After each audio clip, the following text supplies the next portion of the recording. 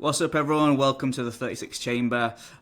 First podcast I'm doing for this podcast, but not the first time I'm interviewing this man right here, Mr. Craig Tetley, who I have to say, Craig, I'm not sure if you knew this, but on our last podcast we did, it was probably one of the most listened to episodes that we've done. Really? And I remember it in particular because we filmed it in person at the Academy, and I think the SD card for the audio got corrupted, and I was like, "Fuck!" And I had to use the native camera audio, which is terrible, as you might imagine. Especially the camera was quite far away from us, so I had to spend ages trying to recover this audio, and it was quite terrible audio in the end. And it's still, despite all that, your episode still went ahead and did hundreds and hundreds of views. So it speaks That's all to right, you. isn't it? You're a very interesting man. Got a great story. Thank you. So I want to just kind of dive in. You're the owner of DreamArt Bradford, and you got quite a long history there and storied history. And just dive into that. Like, tell me a little bit about the origin story and how that all started. So the origin is started. I read a book called Watch My Back when I was probably in and around 19, and it had a massive effect upon me. By a gentleman called Jeff Thompson, who's one of the leading self-defense experts in the world. And it were about his times on the doors, and his times as a full-time martial artist. And I was so impressed by Jeff that I wanted to get into some kind of martial arts. And I used to lift weights at the time, and I remember seeing a little poster for Muay Thai up in Bradford, and I went and took my first class. And then we went into a gym that was very like spit and sawdust. It was very, very rugged. And across the road, actually, from the gym that I went into, there was a gym called Kickers. And I seen all these guys stood at the window, and they looked really professional and a well set up, a well run academy. And I went over and took a trial, and I was blown away with the setup, and started training Muay Thai. Now, they had a number of different styles in the academy, and one of the styles that they had was Jiu-Jitsu. And this is going back some time now, so it was extremely raw. It was kind of like a blend of judo and Japanese Jiu-Jitsu. And the owner, Darren, was When doing are we his best talking? to... say again, sorry? What year was this? So this is... Wow, that's so... challenge my maths now. So I was 19, I'm 44 now, so it's like over 24 years ago. Is that right? Yeah, 25 years ago. So like very early 2000s. Yeah, yeah. And we were really lucky at the time because Darren had travelled over to, this is a gentleman called Darren Good, who travelled over to Brazil a number of times and had gained relationships with Mauricio Gomez. And Mauricio had come over to set up some academies in the UK and had brought over Braulio Estima. So through my journey through Kickers, I was introduced and started training with Braulio. He'd come up and teach some classes, teach some seminars. And yeah, we were all just blown away. This was before Braulio had won any world titles or anything. I think he might have even been a brown belt, maybe just got his black belt. And yeah, we were exposed to this at the time. We're extremely, high level jiu-jitsu in terms of anything we'd seen in the UK. And then he brought over his brother, Victor Estima.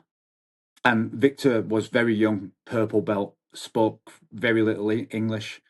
And I had the opportunity and honor really just to kind of like look after him. I used to pick him up in the morning, bring him over to the academy.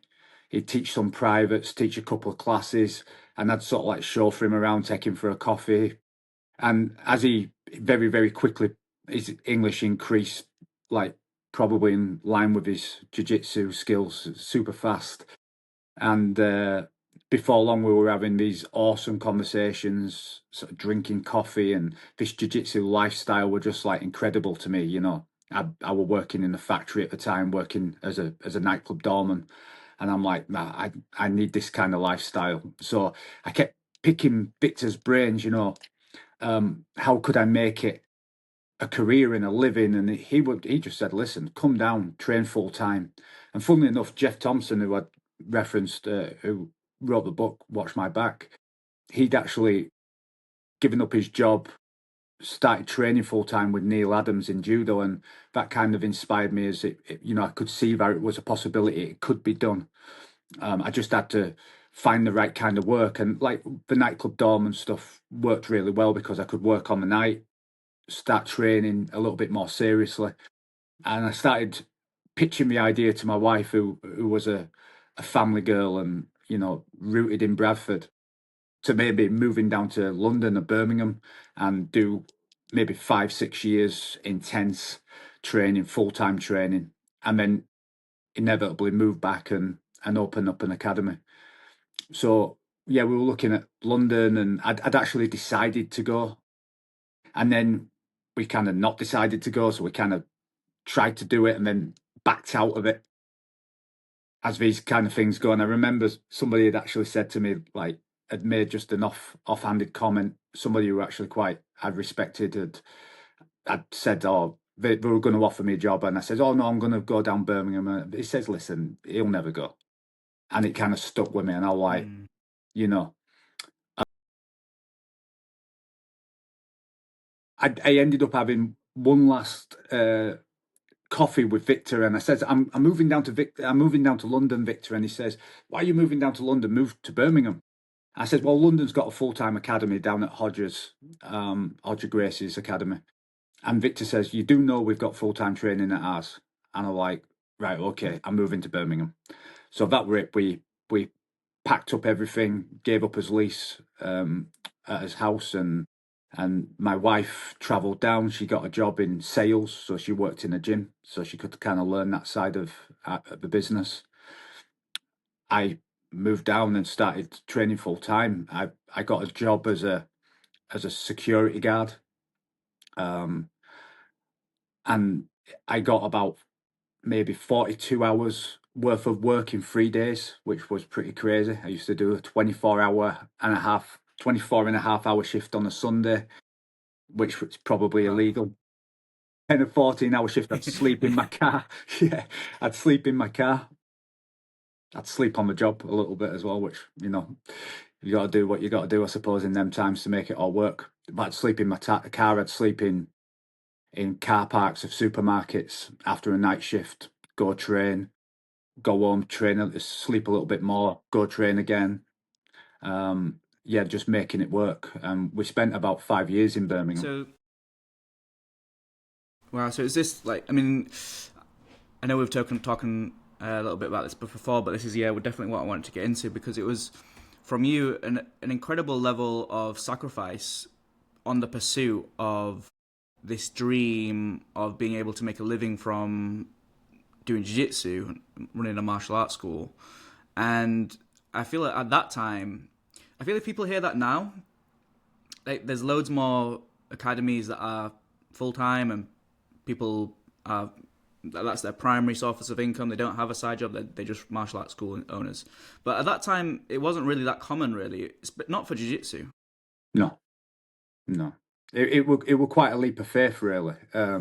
We didn't have any other examples where this was really successful in the way that it was giving somebody a full-time employment. Everybody I knew had a job, and they had a martial arts class or a martial arts school, but they had that on the evening. And the only kind of examples I suppose we had was down in Birmingham. But for me, I mean, I didn't have anything else. It's not like I'd done well at school and I had grades and opportunities.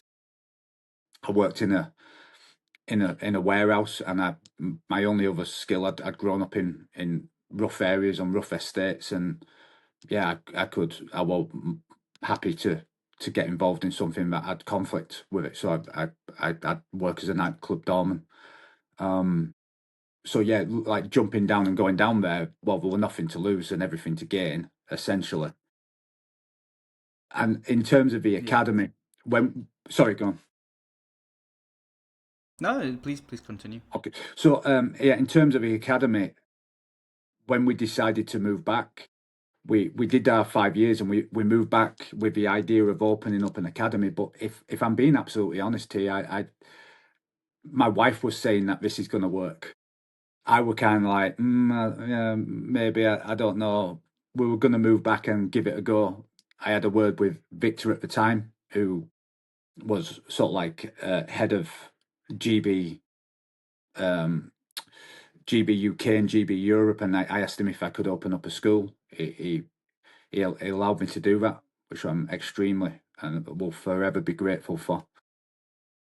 So we signed the contract, and we had a Gracie Barra with no idea how to set it up and how to make it work. And we moved back, and we just started with we rented maybe I think we rented an hour and a half at a local gym. They had a matted area, and I put it out over Facebook. And when I actually turned up for my first class, I actually had maybe 15 people there, which I think I was very lucky that I'd stepped into an environment that had some jiu-jitsu schools there. We had Sasha King with Gracie Academy, and but there was there was enough. You know, there was enough. It was a fertile enough ground, if that makes sense. So when I Yeah. opened it, So it attracted people to it. so what was harder than you had anticipated? Because you obviously had come through all this already, hardship, a lot of deprivation that gave you that motivation to work so hard. 20 working 8 days a week, it sounds like. Uh, uh, and now you get to Bradford and you're opening up the school. What had you not anticipated? What was harder than you kind of thought it might be? You said it there. The work ethic was something I didn't realize how hard it was going to be over the first few years. I'd been in Birmingham, and I'd got taught to a very, I mean, being around Braulio at his prime, and Victor at his prime, and it were an unbelievable experience in terms of, like, any given morning we might have some of the world's greatest athletes just walk in the door. Omolo Barral or Odger Gracie or Charles Negromonte, just so many different guys are just walking out of the blue, and you'd be like, "Oh my God, I get to train with these guys." It was like just in a class full of just legends at times. I'd been, you know, in terms of jiu-jitsu, I'd been in the best environment. In terms of teaching jiu-jitsu, I'd not really been schooled in that. I'd not had the opportunity. They had so many great coaches in Birmingham. So coming back and actually having to learn for myself how to talk in front of people was a massive, like, a skill I had to learn. Still struggle with it today. It's not something that comes natural to me. Um,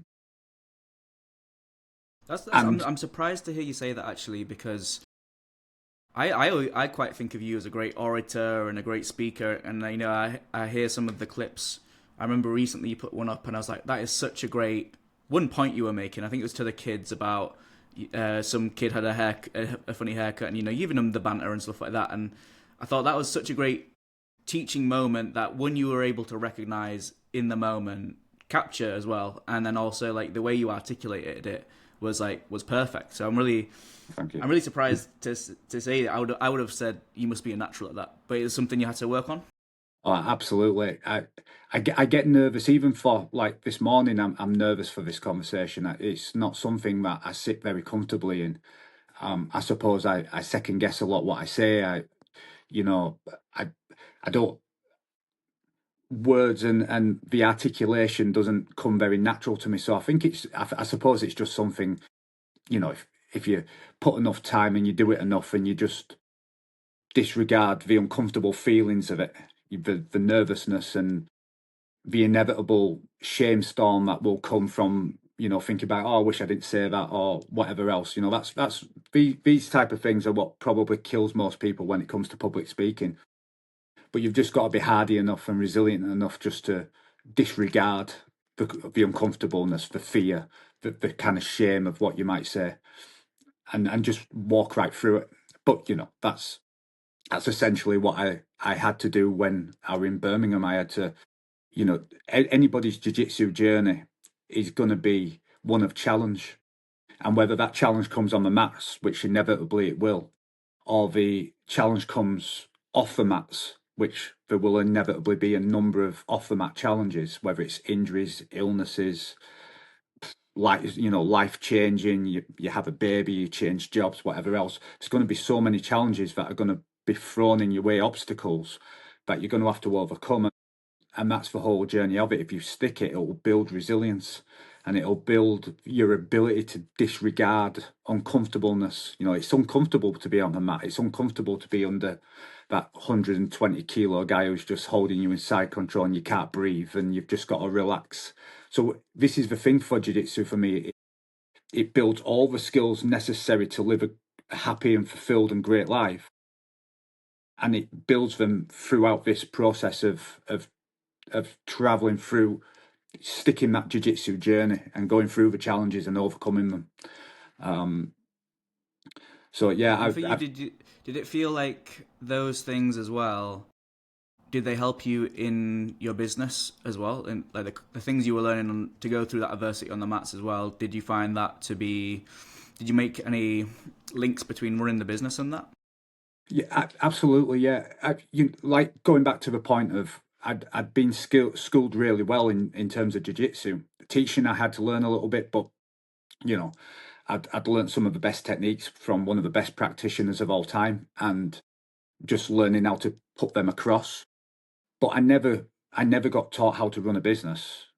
You know, I think Braulio were finding his way within that, and when I opened up an academy, I just didn't have a clue. I literally did not have a clue about anything. I was just a kid from an estate, ex-doorman, security guard with some jiu-jitsu skills, and now it's now run a business. Didn't have a clue. But the thing is, like what we do in jiu-jitsu, we acquire skills. We study, we practice, we make mistakes, we learn from our mistakes. It's all these things that we do every single night, every single day, and you get to drill becoming a problem solver, staying calm under pressure. I know too, you were involved in setting up, well, being involved in Gracie Barra round it, and you guys set up in and around COVID, and all business owners hit that time of massive uncertainty where it's like that time where somebody takes you back and you've got to stay calm. You can't overreact. You've got to identify the immediate problems and get a grips of them, and then plan a route forward, win little battles, and stack them. So there's all these lessons that we get from jiu-jitsu that you can just copy and paste over to real life. And in all honesty, other than the fact that jiu-jitsu is my career, that is the reason why I do jiu-jitsu and why I would be doing it if I had a different career. If I didn't do the gym anymore, I would still train jiu-jitsu. And one of the main reasons, I could go to the gym for fitness, and I wouldn't be getting somebody trying to armbar me every night. But one of the things for me is the lessons that you learn on the mat and how they transfer over into my personal life, my relationships, my ability to run a business and learn how business works. Yeah, I think it's absolutely crucial. But you've just got to think about jiu-jitsu in that way. Jeff Thompson taught me that. He said something as such as, I've kind of like stole the statement, but like arm bars and triangles are lovely. They're very nice. They're cool. It's really cool to be able to do that stuff. But the real substance, the real things that matter for me, and I think for most people, is you develop self-sovereignty. You develop the ability to control the self. You gain the ability to become resilient and overcome hardship. You know, you don't indulge in self-pity. All these different things are massively important, I think. I think yeah, it reminds me of something that I talk about every now and again, which is it allows you to be more authentically yourself, because if you can walk into, let's say, I don't know, it's a woman walking into a male dominated business environment, let's say.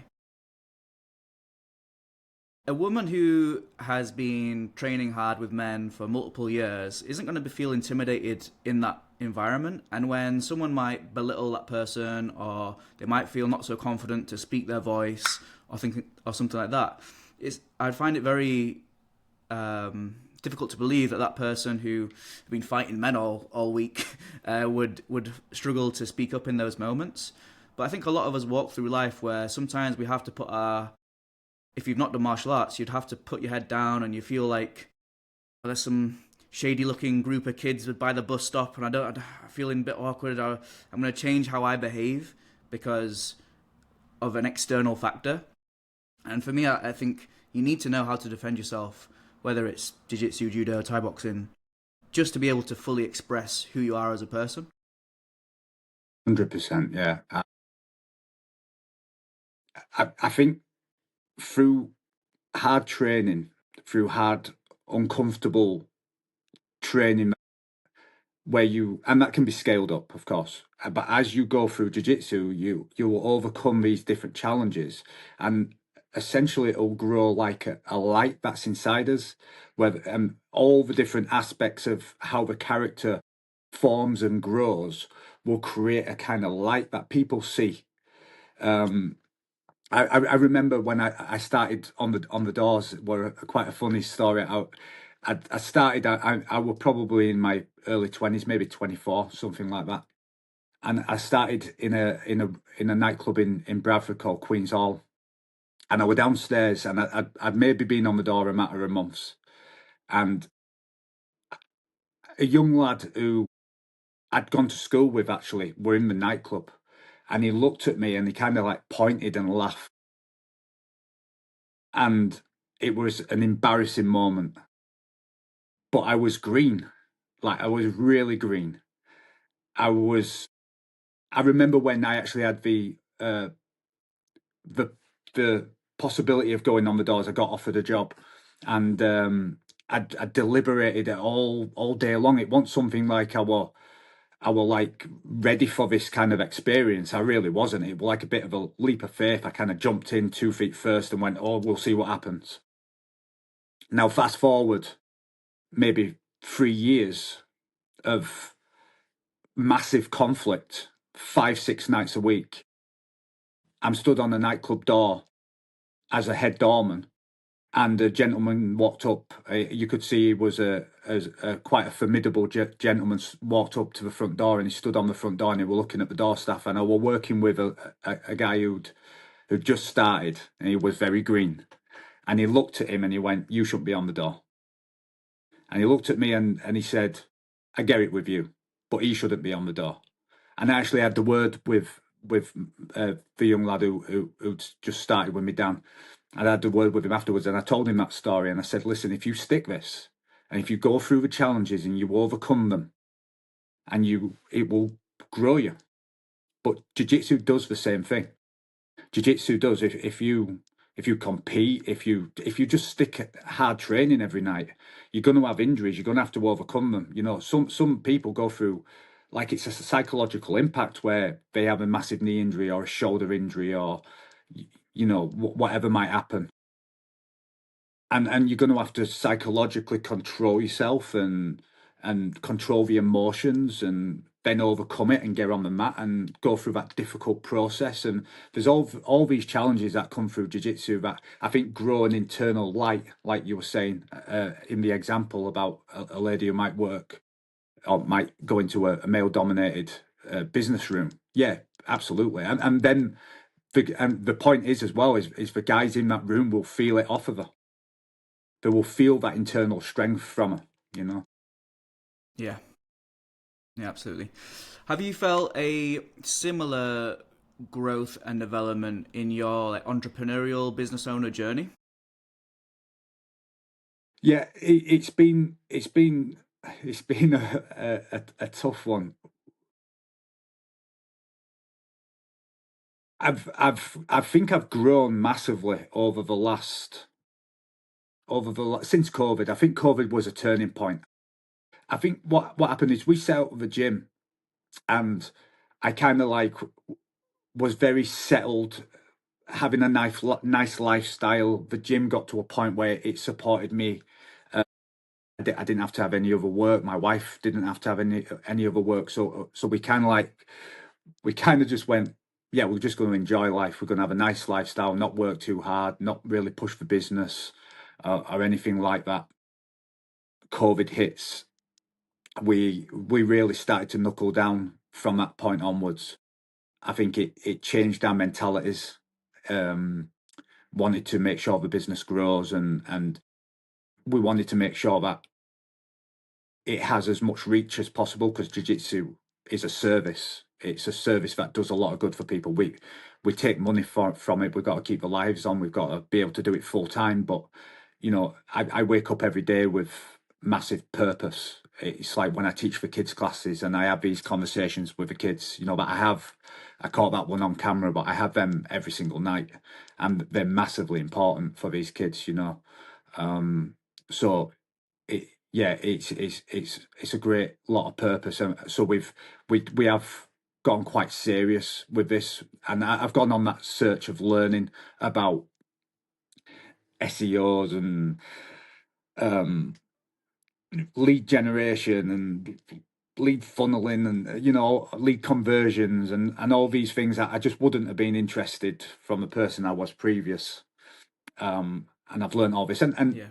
AI's been a great addition for me, because essentially you can have, if you use AI as a tool and you use it right, and I use it to teach. I use it as a high level business coach, that I can ask it questions. I can I can basically get tutored and mentored. And again, I suppose it's just asking. It's just prompting it in the right way. But yeah, that's been a massive tool for me to learn and grow in business. No, that's excellent to hear, and something that I've been working really closely with as well. And I think it's one of those things where you develop so many skills as a school owner, and then the irony is a lot of your students still think that you basically just live in Havaianas and you only teach the 1 hour a night or something, and then you go home and the rest of the day's free. Yeah, and it's like, yeah. this was my break from working, coming to teach you guys. Like, these are the easy fun parts, Yeah. Yeah. Have you found it any particular parts overwhelming?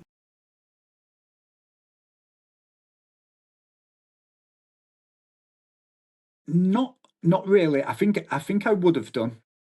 I think I would have done if I didn't have the access to AI that we all have. But I've really used that, and don't get me wrong, I cross-reference all this stuff, and I'll speak to, I'll get a certain amount of coaching from AI, and then I'll cross-reference it with other AIs, and I'll go and speak to business coaches, and but it's enabled me to find the right resources. So just this week, I were taking a couple. I were in a funding workshop, for instance, and I found that through AI, and I asked the right questions, and I found some resources that I have in the local community, and I use them resources so that I can learn and understand more and grow more.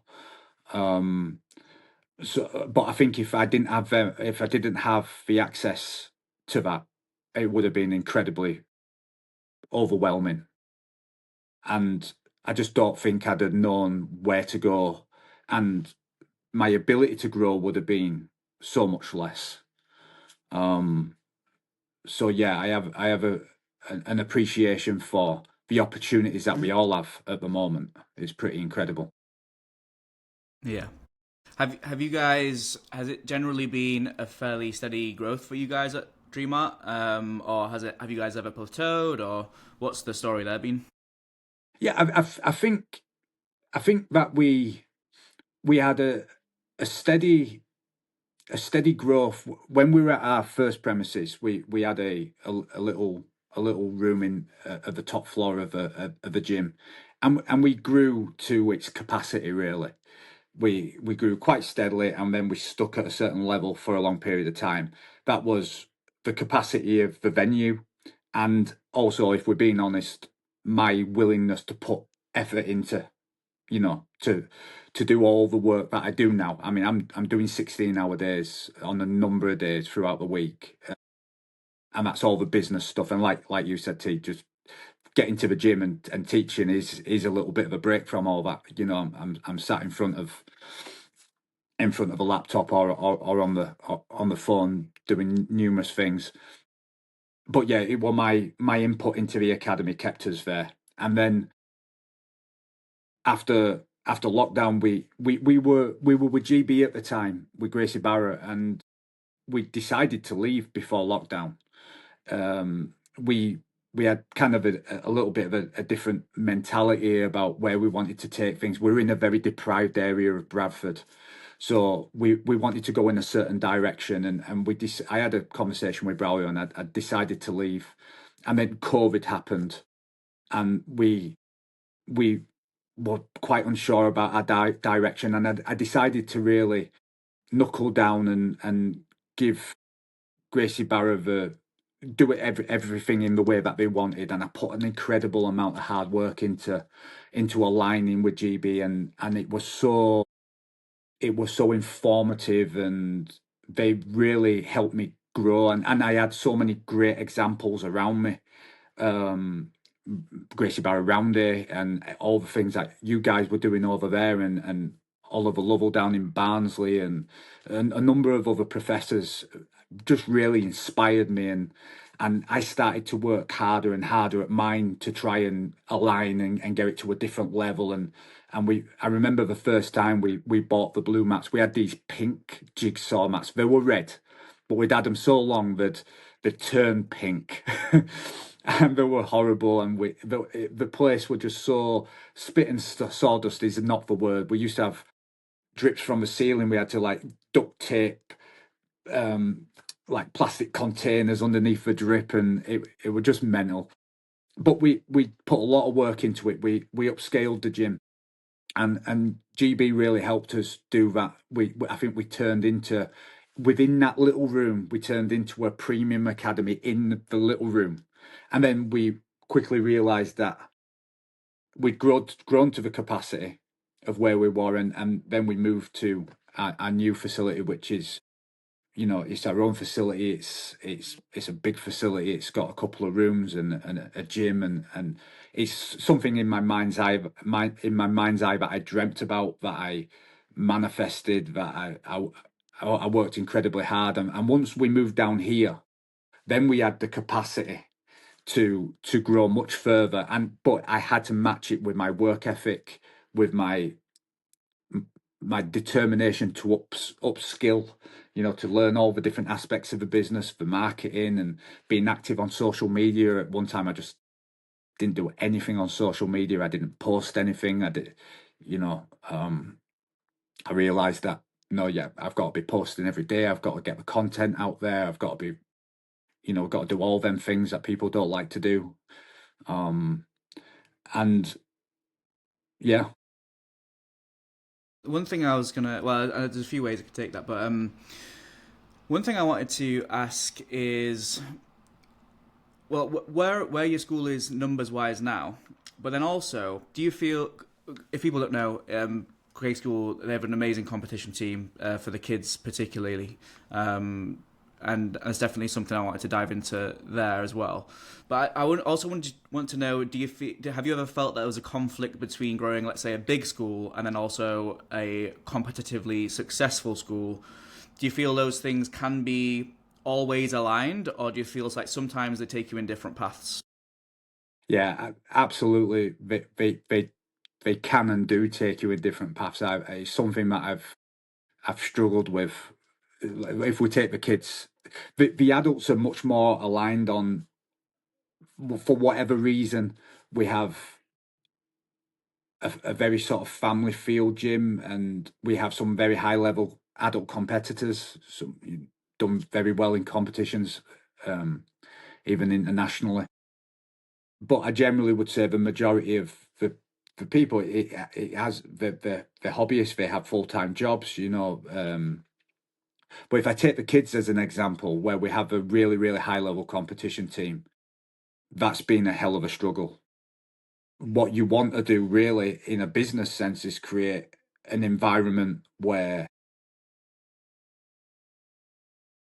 everybody can progress at a real individual rate, and it's really nice. But then when you have a high level competition team, and I have a number of different, just like great white sharks swimming on this mat, where I've got beginners coming into it as well, it can be a really difficult balance to strike, and how you navigate that. And if I'm being quite honest, a lot of the competition team has probably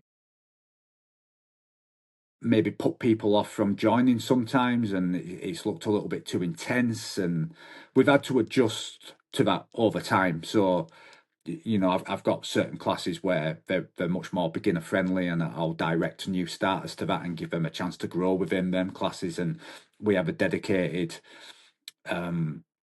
competition class where you know where all them little killers are going to be, um and I think as a coach, it's been about getting the competition kids to understand that they're part of a team and part of a culture, and they need to help and grow everybody around them. Because all right, one kid who's coming in and might train twice a week um might not be a kid that's going to want to compete and win national competitions and whatever else, but they can be a great training partner if they grow them, you know, if they help and they guide and they roll in a nice way and all that type of stuff. So it's been a difficult process, and it's almost been one part jiu-jitsu coach and one part psychologist, where you're trying to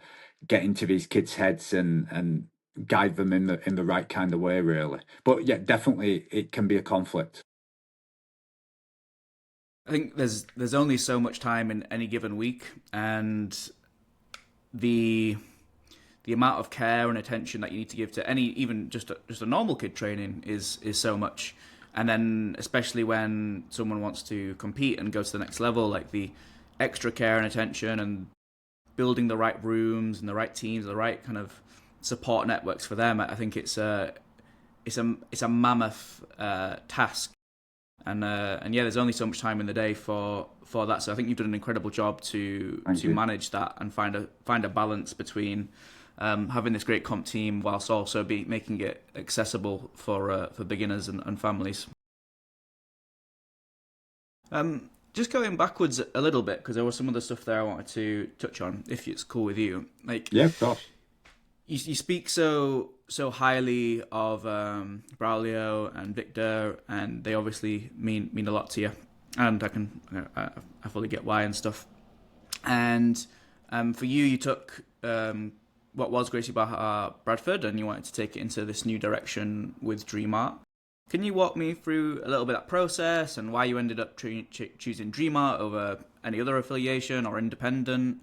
And yeah, just tell me a little bit about that journey. Yeah, sure. Yeah, our time with Gracie Barra was unbelievable.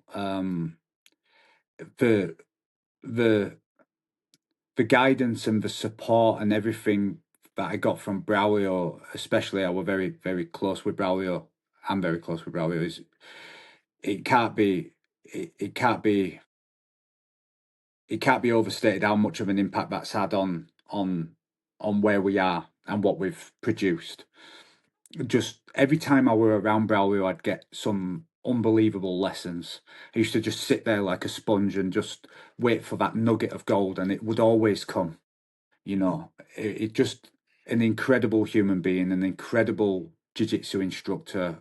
He's a he's a philosopher as much as he is a jiu-jitsu instructor. It's some of the concepts and some of the different things that he'd say to me are still the cornerstones of how I live my life, you know. And and Gracie Barra in an organization, just I think they've just taken jiu-jitsu to a different level in a professional sense in the way that they set their academies and everything else. And I just loved it. I loved what they gave, and I loved how what I learned off of them. And it was never an intention to leave. It was just they wanted to go in a certain direction, and it just wasn't quite right for us, unfortunately. And it's with the biggest sort of like regret that we couldn't align, and move forward on that. So yeah, we wanted to go in a different direction, and when we decided to leave GB, there were obviously different options for us. We could have gone independent. My wife wanted to go independent. We could have gone and looked for a number of different teams. That there were so many different options for us at the time, you know. And I think for me is I think I looked into the future, and I think that there's over the next 10 years, jiu-jitsu is exploding, and there's going to be a number of independent schools pop up. And I felt that what's going to differentiate me from any of them ones, any of the different independent schools that pop up, and certain schools are going to be relevant for certain reasons. Maybe, let's say, for instance, you've got a kid in 5 years' time and he wins trials and he opens up a school in Bradford independently, and he's going to be very prominent because of his competition success and so on and so forth. And if we're just an independent, how do we separate ourselves? What's unique about us and all these different things? I think we've been in Bradford for 12 years teaching, and so we've hopefully developed a good reputation and all them things that are quite important. But I did feel that joining an affiliation would be a little bit more like a sideward step for us. I'm not saying that independent would be a backward steps by any means. It's just that I think that we wanted that wider connection to something a little bit bigger. Hmm. So that was the thought process there, and then we looked for opportunities, and there were a number of opportunities. Like I said, some opportunities that might have been kind of within my lineage, but we inevitably had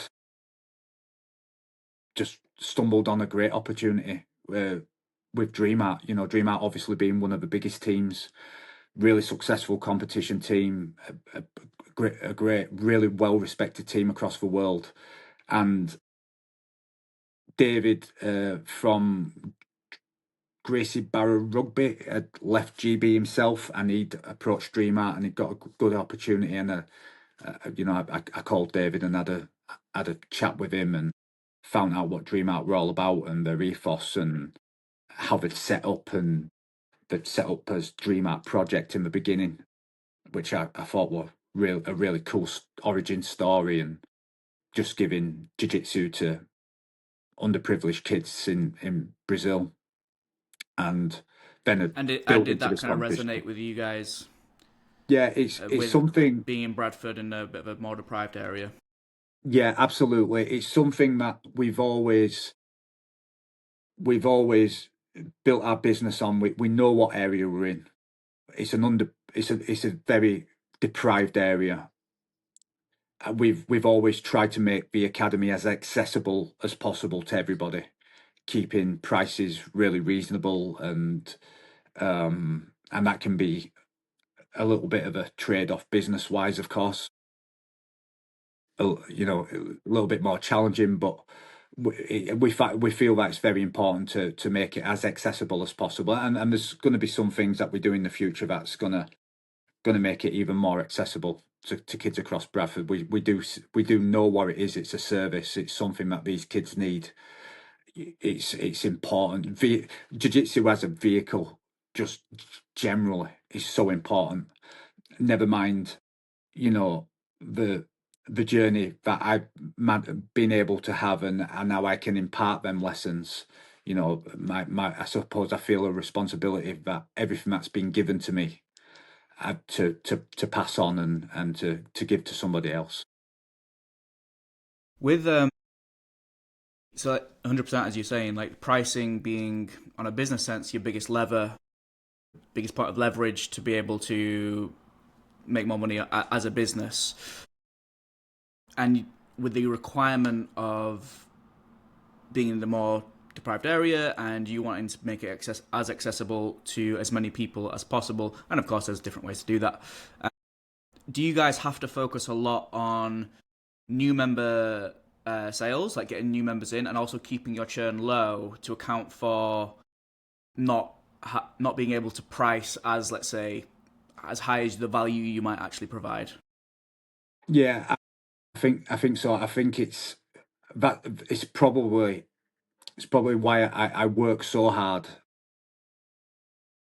in like I work so hard in the marketing side of things to make sure that we're constantly getting kids in. Now, as retention is really, really good. Like, I think it's something that I'm really proud of when we get a kid who sticks it past that kind of initial period, that wobble stage, then we generally tend to keep them for the long haul. So I think we're Do you really guys proud of track that. much of your data on that? Like, Not do you track really, for to be your churn honest. percentage and No, not yeah, really. It's not. is that It's yeah, yeah, probably a next stage of where I've got to get to understand that stuff. yeah, But I've kind of done it a little bit more by feel. You know, um, yeah, yeah, I try and I just kind of feel the ecosystem of the academy, what's going on, and if I need to, I'll push a little bit more on the marketing and getting the leads in and making sure there's a constant stream. And I have a great guy who I work with, Gaz. He's a marketing guy and he's just phenomenal. He's really really good.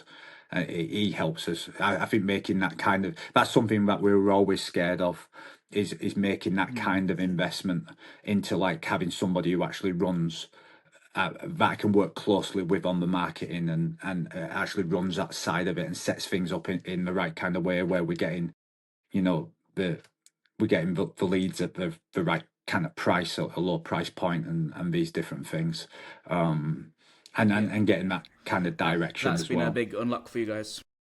Yeah, that's been huge. When we took Gaz on, we grew quite massively. Actually, I was quite skeptical. When I was thinking about somebody to do my marketing, I'd asked a lot of other gym owners, and they said, "Oh yeah, we tried this company and it didn't really work, and we tried this company and maybe a little bit of an impact at the beginning, and I mean there were some great stories as well, and I decided to give it a go off the back of some of them more positive stories, and Gaz were just phenomenal. He really was. He just worked very closely with us, and we noticed a massive difference. And I suppose, funnily enough, we'd had a couple of periods of time where I'd directed Gaz to work on a different project for me, and because the leads were coming in great with the academy, and as soon as he diverted his attention, the leads just dropped. And then just recently, we'd just changed our bank account details, so a couple of his his ad campaigns didn't go out, and I'm like, what's going on? The leads have dropped. Yeah, lo and behold, we'd had a little bit of a problem in that Yeah. area, and some of the campaigns had not gone out as expected, and yeah, so it's doing these different things are huge, you know. Have there been any other systems or softwares you guys have used that you found really beneficial? Yeah, we'd got on with we'd started with Matt, using their CRM system. That's been pretty good in terms of tracking tracking belt promotions, especially. Is something that's really good.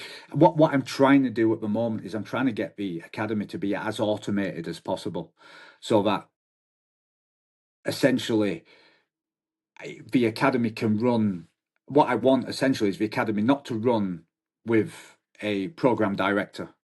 I want it to be able to run as autonomously as possible, and everything to be structured and in that way. So yeah, Matt's been probably one of the main ones, and Gaz as a market has been like them two have been probably the biggest impacts that we've had in how we run the academy.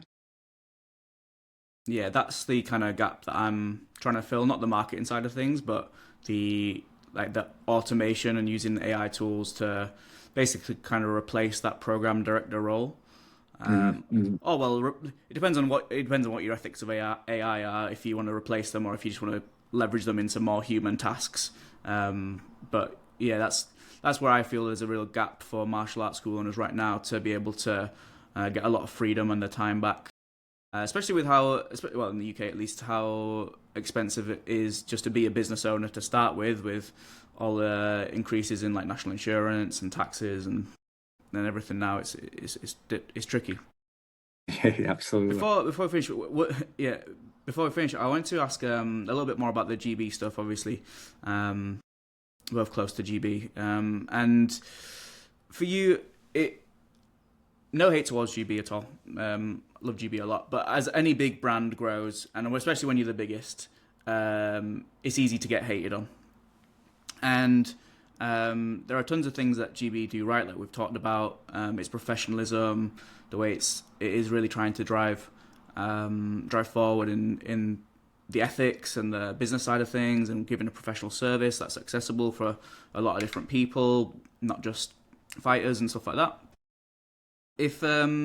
If I was to put, I know it's a hard question because you've been out of GB for a little bit and not at that stage, but if I was to put the GB hat onto you and you got to run GB globally or European level, what do you think you would change up? What do you think they struggle with right now?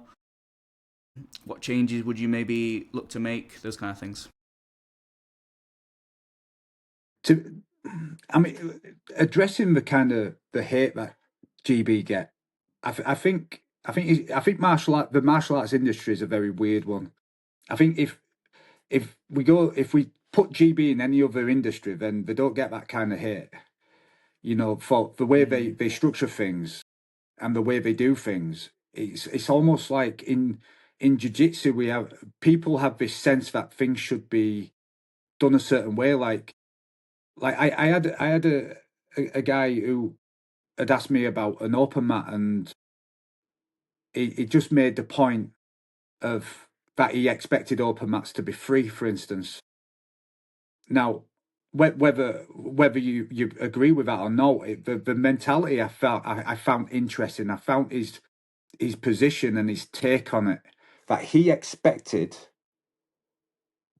a service from a business to be free.